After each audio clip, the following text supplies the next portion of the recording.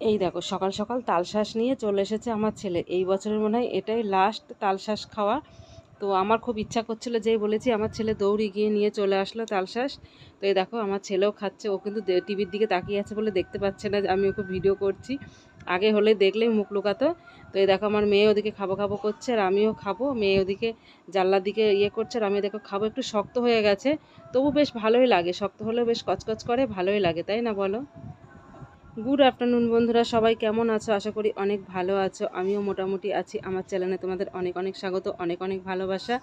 তো এই দেখো চলে আসলাম নতুন একটা ব্লগ নিয়ে তোমাদের সামনে। আমার মানে মাথা হাসড়ানো দেখে তোমাদের হাসি পাবে, ভাববে কেন ওই ক্লিপ দিয়ে মাথা হাসড়াচ্ছি আমি। তো শ্যাম্পু করে স্নান টান করে উঠলাম, স্নান করে উঠে দেখছি আমার ঘরে চিরুনিটা নেই। চিরুনিটা আমি খুঁজে পাচ্ছি না, আমার ছেলে মেয়ে কোথায় ফেলে দিয়েছে জানি না, কোথায় সব খুঁজলাম, খুঁজে খুঁজে পাচ্ছি না। তো শ্যাম্পু করেছি, পরে আবার জট হয়ে যাবে, শুকিয়ে গেলে হাসড়াতে পারবো না। সেই জন্য আমার মাথায় বুদ্ধি আসলো যে আমার এই মাথার ক্লিপটা দিয়ে আমি দেখি তো চেষ্টা করে। দেখলাম হ্যাঁ, যে ক্লিপটা যেহেতু একটু বড় আছে, দেখলাম হ্যাঁ সুন্দর, বেশ ক্লিপটা দিয়ে মাথা হাসড়ানো যাচ্ছে। তো এই দেখো আমার মাথা হাসড়ানোটা কিন্তু কমপ্লিট হয়ে গেছে, সুন্দর করে মাথা হাসড়িয়ে নিয়েছি আমি। আর একটু চুলটা জলটা, এই দেখো চুল উঠেছে কত দেখো। তো চুলটা একটু শুকিয়ে গেলে কিন্তু চুলটা বেশ ভালো হয়ে যাবে, তখন ফুরফুর করবে। এমনি চুল হালকা হয়ে গেছে আমার, ওষুধের অ্যাকশানে মানে চুলগুলো উঠে উঠে একদম হালকা হয়ে গেছে এই দেখো।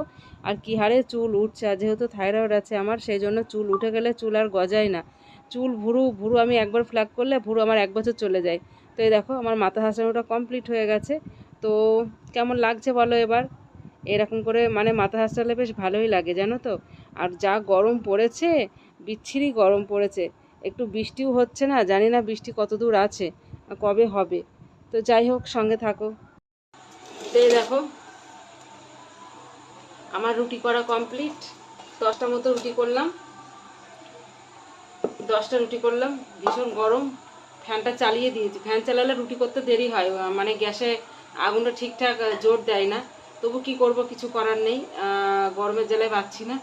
তো রুটি করলাম। আর আমার এই জায়গাটা সত্যি খুব অন্ধকার, এখানে বসলে আমাদের বারান্দায় লাইটের তেমন একটা জোর নেই, অন্ধকারই।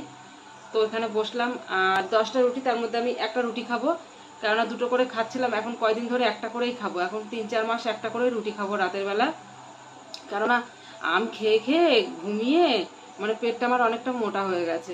তো এখন আর তো কিছু দিন মাত্র, তাও কেজি 5 আম এখনো ঘরে রয়েছে, খাচ্ছি। আজকেও অবশ্য রুটি দিয়েই আম খাবো, যতই মোটা হয় না কেন আম এখন ছাড়বো না, যে কদিন পাবো আম খাবো। তো সেই জন্য একটা করে রুটি খাবো। আর 3-4 মাস যদি একটা করে রুটি খাই, তারপর আমি যেখানকার আবার পেট আমার সেইখানে চলে আসবে। তো পেট কমাতে গেলে একটু মুখ কমাতে হবে। তো আম কমাতে পারবো না, সেই জন্য খাবারের পরিমাণটা কমিয়ে দিচ্ছি। তো যাই হোক, এই দেখো আমার ছেলে বললো মা ঠান্ডা লেগেছে।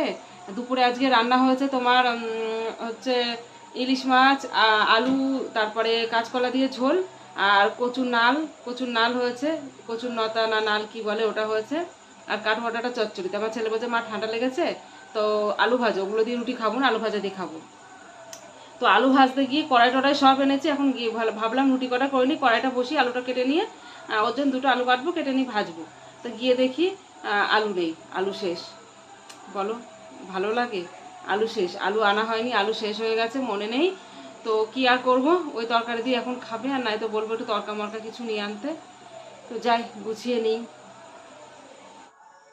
তো এই দেখো, যারা বলো যে সারাদিন ভিডিও করো, সারাদিন ভিডিও করো, ঘরের কাজ কে করে, ঘরের কাজ কখন করো?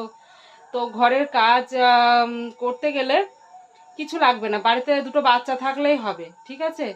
তো এতদিন মানে টিভিটা ছিল না, টিভির জায়গায় টিভি ছিল, টিভিতে রিচার্জ মারা হতো না, অনেক ভালো ছিলাম।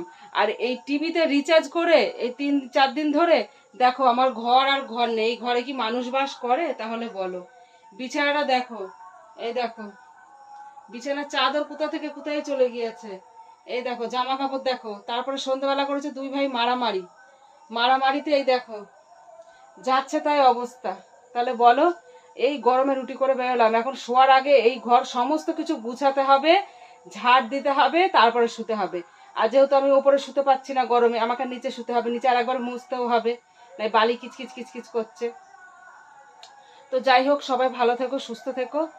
আর আজকের ব্লগ এইটুকু, বাকি গল্প হবে নেক্সট ব্লগে। Tata, bye bye.